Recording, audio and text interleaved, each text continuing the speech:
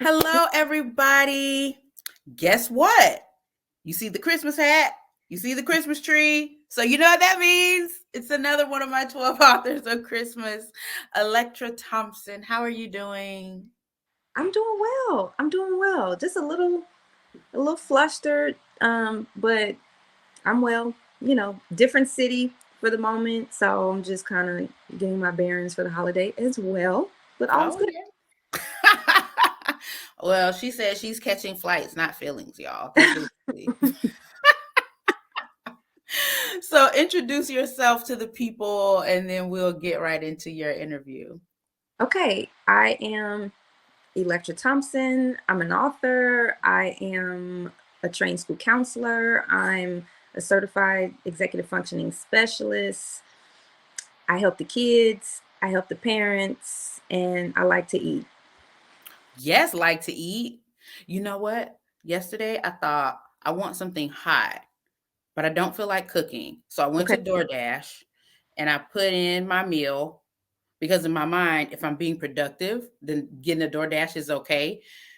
But when I saw the checkout, I was like, $30. $30 for one plate of food, $30. I went in the kitchen and was like, you know what? Let me just whip up something real quick. What I'm not gonna do is spend $30 when I can spend two and have the same thing. Yeah, yeah. DoorDash be hitting you over the head. I mean, and really, it's like, do you really need that $30 pizza? And then you Right. still want a tip, so you come out $40 and you could have literally just got up. Literally, Mhm. get up. Literally just got up. And it took me all of 9 minutes. 9 minutes. That's all it took. But yeah, so Hmm. I was just saying I like to eat too. We're Yes. gonna start with your latest release. So you were one of my 12 authors of Christmas. I'm not sure, was it last year or the year before? I want to say, And yeah, maybe the year before. maybe the year before. So you did two books, a book and a workbook, Yeah. graphic novel, my very first graphic novel, Whoop, whoop, a whoop, whoop. very interesting process. We both learned a lot. Yeah. Uh, but it was amazing how you took the skills that you teach students in your counseling, put it into a palatable story form, something that they and their parents can take with them and move forward. This third book, I'm so proud of you. I did not help publish, but there was a little consultation going on. So talk to me about how you felt empowered to Yeah. say, I'm going to publish this book and I can do it on my own. Well, first of all, thank you for not firing me because could have been doing a lot of different things right now. But I think after doing the graphic novel, getting, great feedback from the strategies and just kind of how practical and laid out it was, like, yo, I am empowered to do better in school. In fact, in life, because of the skills. I was always saying that parents mattered in that process. You can work with any child up and down, but the parent is going to be the one to kind of reinforce and support, the process. Right. So this whole time I've been working with parents, and I was challenged to come up with a concept that was still aligned with soap, but maybe not for kids, but that Mm-hmm. could help kids. So I said, okay, well, then we got to help the parents. So clear minds, happy homes was a concept that was like, okay, if the home environment is steady rocking, the child is then in a place where they can have an environment to thrive. I mean, and so it's a win-win. Mm-hmm. So, it's an ebook, it's on Amazon.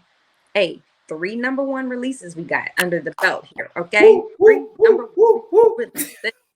Um, and just appreciate all the support with that, because that just tells me people really trust, kind of what I'm saying and my Mhm. concept, my ideas. But I was like, okay, it still needs to align with soap. So really, this is like kind of semi soap for parents. It's, listen, if we can just take a moment, create some boundaries, what's your plan of action? Maybe you need to get a play date, but then go to sleep. Get your play date, and then you take some rest, because maybe that's what you need to do in your time that you have available. Prioritizing and coming up with a schedule. Maybe the family has a plan together. What are the family's goals? And I think if everybody's on the same page, that boat is not going to be as rocky, Right. with the waves. But I don't know. I was really I was really proud of that book. It was funny because the cover, girlfriend of mine was like, "Oh, so you did a graphic novel for the parents?" I said, "Not quite. Not quite." Because as much as soap is very fun, like Oh, it's wait, hold on. So, study habits, organization, approach to approach, learning. approach to learning, and planning. So, SOAP is her acronym, y'all. Yes, thank you. Mhm. Prioritizing planning is the P. And so that framework was basically the foundation that I used for the ebook. I was like, well, I'm not gonna necessarily do a graphic novel for parents. I mean, I could, but I just got to consider who would actually pick that up. But I still want the cover to kind of emulate that That graphic feel. vibe. Mm-hmm.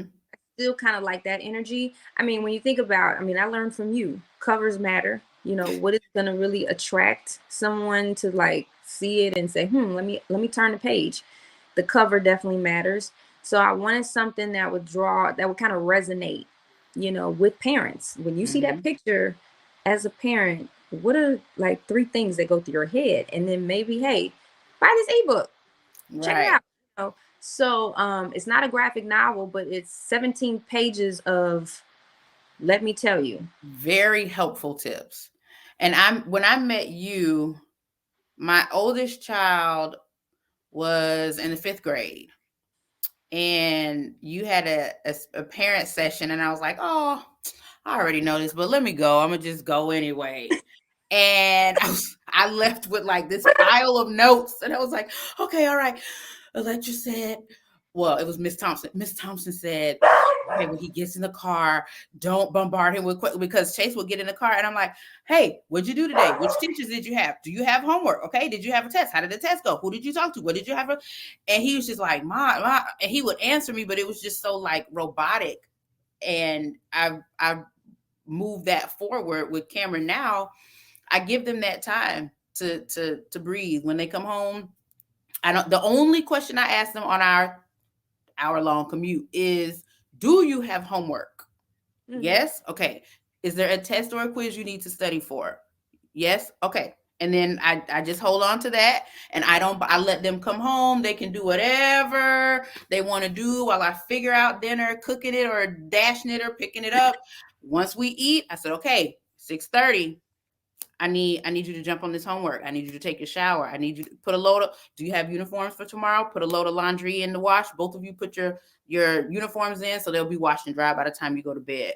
But it Yeah. was taking your class and reading the book that gave me the helpful tips and tools as a parent I thought I had that I didn't have. And my kids are so much more responsive because of that. So the information you give is absolutely valid. I love it. I love you for it. I mean, it's really good. Thank you. Listen, that means a wealth to me. Like, you have no idea, because I don't have any kids. And some people, starting out in education, especially as a school counselor and working with children and really trying to advocate for kids, I'm having to like explain certain, perspectives to parents. And I was always getting, well, you don't have any kids, you wouldn't understand. I got that very early on. So I had to go back to my Mm, supervisor, and I was like, okay, tell me how I am like approaching the parents in a way where I don't want to, talk down or demean, or, and I'm not saying that I was, but I'm just saying however I'm coming across. I don't want them to think that I'm trying to take away like all of the efforts and all of the right. things that they've definitely done. That your child is clearly successful. They're doing this. We just need to look at maybe this behavior and change something. So once that light bulb went off, definitely parents have been more receptive. Like people don't even, I've never even heard that since. And that was really just my first maybe First. couple And coming. probably because you were so young too. Like, girl, what you gonna tell me? How old are you? 23, 24? Girl, get out my face. That's But wild. That's wild. But yeah, it's so I can appreciate that because a lot of times, you know, when you're in a new space like that and you're like, but I know this, like I like just hear me out. It's the same mhm. thing with the kids. You know, the kids will be like, Miss Thompson, I'm not sure why I need to be in this group. Like, I got my stuff together. I'm like, okay, well, just hear me out. Just give me 2 sessions, you know, and let's go from there. And Right. then it's like, yeah, I kind of need to be here. Yeah, Chase was heavy on the I don't need to go. I'm smart. I'm like, yeah, but you never had to study either. You're smart and you had a parent who was willing to work with you outside of school. So you walked into school already knowing what they were going to teach you. Going into middle school is different. I didn't prepare you for that. Because at like second or third grade, I was like, what am I even doing? Like he was so far ahead. I told him to take the class and he was glad he did. I used to make him, I said, you can have music, but it has to be classical. Bach, Chopin, Beethoven. And one day I was like, what is that? Turn that mess off. He was like, Mom, Miss Thompson said we could listen to lo-fi. And I was like, what? So then I went in there, I was like, oh, okay. All right, I can dig it. And then we all started so when he was doing his homework, I put Queen down with her little book because she was probably what 3 at the time. So I put her down with her I give her some homework. Like I would make stuff up for her. And then I open my computer and we all just sit to the table listening to lo-fi and doing it was a whole vibe. Now he's a sophomore in high school and he's still using the tools you taught him in 5th grade. So it works, which brings me to the next project you are working on. So SOAP part Yeah. 1 is middle school. Now Yeah. we are in the illustration phase of part 2 for high school. How did Yeah. your approach to writing the high school version? How was it different than the first? Whew. Okay. So, great question. I think, you know, in my head, I had an idea. Well, first of all, God is good because I wouldn't have been able to write the high school version had I not been working with high school kids. I mean, realistically speaking, I mean, I had an Mhm. idea, but it wasn't until I was like working with high school kids and like listening to the different types of responsibilities that they had versus, you know, a 7th grader. I was like, okay, so in elementary and middle school, we're managing things. You know, Mhm. it's I gotta do math. I have to do like it's things. It's like just get this done kind of thing. Whereas in high school, you know, we're more so managing time. So it was just a whole different Mhm. it's a whole different approach in terms of how I was even going to teach the skill because now it wasn't like it so it's let's prioritize your math, but more importantly now you have, you know, a job, you've got after school activities, you have tutorial in the morning, you drive, Mhm. you know, Younger for siblings. younger siblings, because really when you were in, you know, 5th grade, you're not really babysitting your siblings. Right. Not really. But baby now? Now you are. So that's another job, which is another thing I've had to talk to parents about. You know, I'm just like, you know, at some point you have to recognize that you're sending your kids to school for an education. And yes, they have siblings and yes, they could watch them, but is that their job to watch them when they have a big chemistry test coming up? I mean, come on. You know, Right. this is when it's kind of like let's all get on the same page. And this is when I tell the kids too, tell your parents that you have a test coming up. This is why planning ahead is important so that Mhm. when you're telling your parents this is a project I have coming up, they're not scheduling, you know, a 2-day weekend in the cabin with grandma. It's like I kind of need to be here. I got a project, you know, or pulling you away from stuff like advocate. And so I Right. think the difference is like the high schoolers have a bigger voice than perhaps the middle. And with managing the time too, I'm like, this was actually, it was actually easier. Easier really to think of the high school because it was just like we're just taking 24 hours and we're just going to chop it up. You know, the best, there was an analogy. It's like, you know how when you go in the grocery store, you go to the butcher section, and like there's that picture of like the cow cow. wall, and it's got all the different cuts. It's got the loin, the shank, the this, the that. You're like, I didn't even know that that's what that was called, kind of thing. I'm just like, okay, so if you had 24 hours in a day, you got to cut it up. Like, okay, I got 30 minutes for this. I got an hour for that. Okay, I have to rest. Okay, now it's time's up. I got 8 hours to sleep. I got this. You're literally managing time, you know, and yeah, you can spend an hour playing video games if that's what you want to do. So, but you got 23 hours left. Okay, what else are we doing? 8 hours you're in school. 8 hours. You sleep. So, okay, again, now you got 5 hours left. What are you doing with 5 hours? How long does it take you to complete science? If it takes you 2 hours to complete science, I don't know if you want to do science all day for 2 hours. You might want to do science 30 minutes today, 30 minutes tomorrow. This is why you plan out, you know. And then they just looking at me and I'm like, yeah, and you're stressed because you're choosing to do the science all in one day, plus the other stuff all in one day. Now you have to really think about your capabilities. The realistic concept of me getting this job done, it's actually going to take me 3 hours to get this done. But I don't have 3 hours today. But I got 30 minutes today. I got 30 minutes tomorrow. You know what I mean? And so the sooner you work on things, the sooner you're looking at your assignments, the sooner you're looking at your responsibilities, you'll be able to tackle those things sooner than later, you know. Very good. Very good advice. And I So think I'm excited about. I'm excited about that.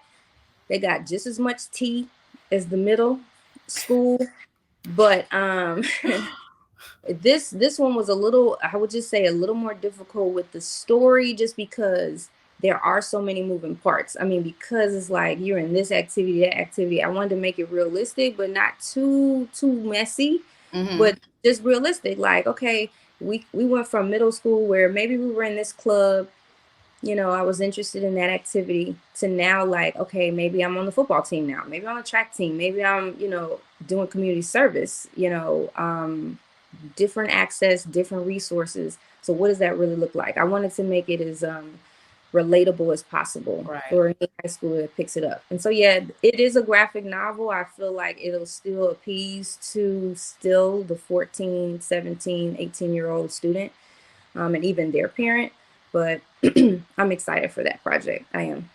Well, you just answered my next question. I was going to ask, how did you, because you did a really good job of building characters and building a storyline. So it wasn't just, this is what you need to study, this is what you need to organize, this is how you prioritize and plan. Okay, do the work. It was, I'm going to show you how through a storyline. So my question was going to be, how did you develop the story? But you just, I mean, and when I read through it, I thought, oh my God, they're doing all of this stuff. And I had to sit for a minute and say, this is so accurate. Like, high school is a much different time and space, and as active as he was in middle school, he has slowed down a little bit, but his classmates and his friends he'll call and they'll say, oh, I can't talk to you right. They call him Guapo. I can't talk to you right now, Guapo. I got to study for this test. I just got home from practice. Or he's like, hey, I need help with such and such. And they're like, oh, I just got home from cheerleading. Let me eat. He's like, it's 9:00. Like, yeah, I just got home. Let me eat and shower, and then I'll call you back. So the way you wrote the involvement of the high schoolers, spot on. Like, you nailed that, and you don't have to have kids to get it right, baby. You got it right. So what is next? Of course, we have Soap Part 2, which will be your 4th bestseller. It'll be number 4. Yes. What do you think is next for Elektra? Listen, the sky is really the limit here. I mean, it's just getting more creative with how I can reach more people. So I'm manifesting that in every home you will know about soap. You will know that there's a soap that you clean your body with, but there's also a soap that can help you with your life skills and just stressing less, if you will. Um, I want to be more on social media to just talk about these things. I think I've been behind the scenes a lot, just kind of working closely with kids and families, and that's fine too. I still want to do that. But, just like having opportunities like this to just speak about perspective and, just how I would approach a situation or how I would approach a parent. I mean, I think that's valuable. So I would want to talk to more parents. I want to talk to more kids and find out, like, your experience at this ABC public school may be different than this CDF private school, so how are we, what are we doing, to get to that next level? How are we getting hitting our goals, and what resources are out there for these kids? Because we're in a different age. I mean, Yeah. girl, I am, artificial intelligence, the technology, like I'm diving all the way in, learning all of that too, and so it's been a heck of a ride. So yeah, just being more social, getting, being more out there, I think for me is the next step, because I Okay. want soap to be like, anytime you hear soap, you may think you're not even thinking about what you clean your body with. You can be like, oh, that book Elektra wrote. Yeah. Yeah. I hear that. Speak it as though it were. Well, thank you so much for joining me as one of my 12 authors of Christmas. Let them know where they can find you. Well, I mean, your name is right there. Yes, please, please, please follow me on Instagram, Courageous with me, Courageous Counseling. That's also my LinkedIn is Couregeous Counseling. TikTok is Couregeous Talk. I just, between Couregeous Talk and Couregeous Counseling, you'll find me, Elektra. So I look forward to growing the community and connecting with more people and coming up with more creative ways to support kids and families and educators too. That's And another educators. thing. Yeah, they did. Mm-hmm. Well, Yeah. guys, you have heard it here. Please, please, please, not just a follow, but make sure you give her a like. Go to her page, engage with her content, send her a few emojis and say, hey, Carla sent me. Here I am. Let her know that she has reached you and you are a part of her tribe. Thank you again for joining me, Elektra. I appreciate you. Thank you so much for having me. You are phenomenal.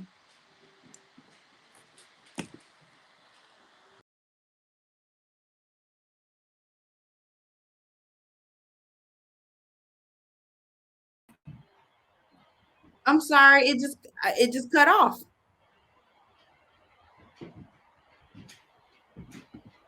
I was just apologizing for ending it. Uh oh. Okay.